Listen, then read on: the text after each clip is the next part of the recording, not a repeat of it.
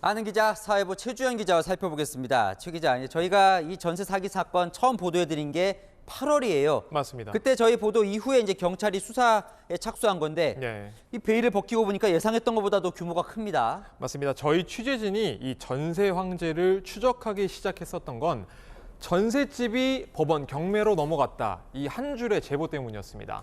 첫 보도 당시만 해도 인천 미추홀구에 위치한 나홀로 아파트 한 동의 전셋집 72세대가 전부일 거라고 생각했습니다. 하지만 시작이었습니다. 바로 옆 나홀로 아파트에서도 인근 다른 소규모 아파트에서도 전셋집이 경매로 넘어가는 이 도미노 현상이 벌어지고 있었던 건데요. 결국 지금까지 327세대가 전세 사기 피해를 본 걸로 확인됐습니다. 피해액만 266억 원에 이르는데요. 경찰 수사에 따라 피해가 더 늘어날 수도 있는 상황입니다. 저희가 확인한 A씨 소유의 집은 2,708세대입니다.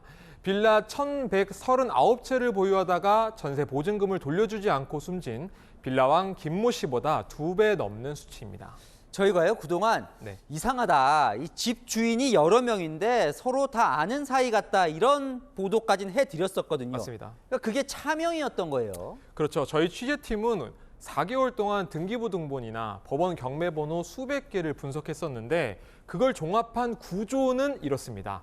실소유주는 여태까지 밝혀진 걸로 봤었을 때 모두 한 명이죠. 그런데 따져보면 경매로 넘어간 A 아파트의 임대인은 인근 B 아파트의 시공사 대표이고요. 반대로 B 아파트의 집주인은 A 아파트의 시공사 대표였습니다. 두 아파트의 중개인으로 나섰던 공인중개사 대표는 다른 C 아파트의 임대인이었습니다.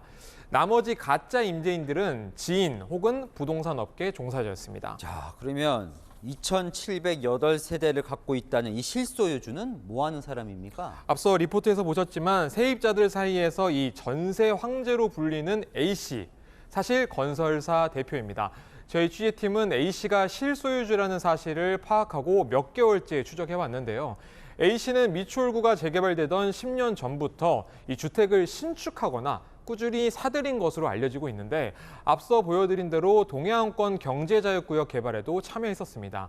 이 과정에서 세입자들의 보증금이 어떻게 활용됐는지도 향후 수사 대상이 될 것으로 보입니다. 참 이 전세 세입자들은 이렇게 차명으로 조직적으로 짜여진 뭐 이런 아파트라는 걸 꿈에도 몰랐을 거 아니에요? 맞습니다. 저희가 취재하는 동안에 만나봤던 이 피해자들은요, 대부분 신혼 부부이거나 취업준비생 등 2030 세대였습니다.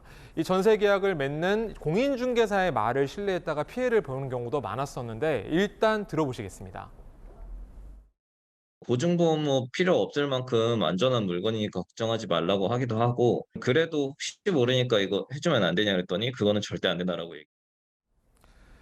이 전셋집들은요, 담보대출 때문에 은행에 근저당 설정이 되어 있는 상태였습니다. 이것 때문에 이 세입자들이 전세보증보험 가입이 어려웠었거든요. 그런데 이 건설업자, 공인중개사, 가짜 임대업자, 그리고 중개보조인 등이 조직적으로 가담했는데 세입자들이 전세계약을 맺도록 적극적으로 설득했던 셈입니다. 중간에서 세입자들이 피해를 입지 않도록 정보를 전달해야 할 중개인이 알고 보니 이 일당이다 보니 피해를 막기 힘들었던 것으로 보입니다. 참 이 세입자들요 피해를 어떻게 좀 줄일 수 있겠습니까? 계속 나오는데요 이런 사례가. 맞습니다. 어려우시겠지만 아무래도 이 전세 계약 과정에서 하나하나 따져보는 이 과정이 굉장히 중요합니다. 경찰도 계약을 할 때 부동산 등기부 등본을 통해서 이 권리관계를 꼼꼼하게 확인할 것을 강조하기도 했는데요. 대출 등으로 근저당이 설정된 집은 순위를 확인하고 또 체납 여부도 확인해보고 계약할 것을 당부했습니다. 네, 잘 들었습니다. 지금까지 최주연 기자였습니다.